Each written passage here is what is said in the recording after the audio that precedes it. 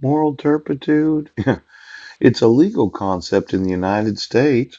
And prior to 1976 Canada, to an act or behavior that gravely violates the sentiment or accepted standard of the community.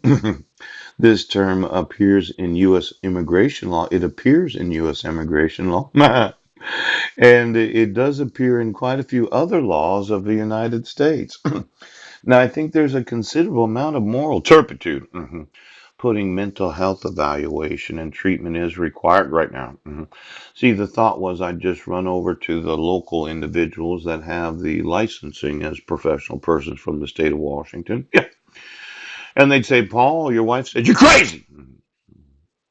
Then I'd have to take pharmaceutical medication for being a genius. Yeah. Anointed. Rich. Now, this moral turpitude of saying that your husband's crazy when he isn't, when you lived together for 10 years and had five kids together, yes. When he volunteered to work at food banks to help support the family, yes. When he managed your food stamps so as to be able to make sure that your children were eating the best food possible, yeah. Now, it appears in U.S. immigration law, but it is very much a part, yes, of all the other laws. See, they go through the laws, the crimes involving moral turpitude. Yes. Then there's fraud. Such false representation by the perpetrator. Yes. hmm Saying he's crazy right now. And then reliance on the false representation by the person defrauded. Yes. Now, an intent to defraud? Yes. The actual act of committing fraud? Yes. I think it's probably fraudulent. Yes. To say that your husband's crazy, I would say it's a large moral turpitude lawsuit. See, every time a judge listens to a spouse, yes, that motions a court petitions and motions and a civil matter known as protection orders and dissolutions of marriage, yes, where they say my husband's crazy.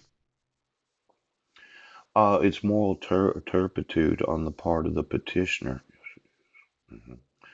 Now, my wife, she's going to be able to talk to me at some point. Yeah. And then I'm going to say, well, you shouldn't have said I was crazy, Heidi. Yes.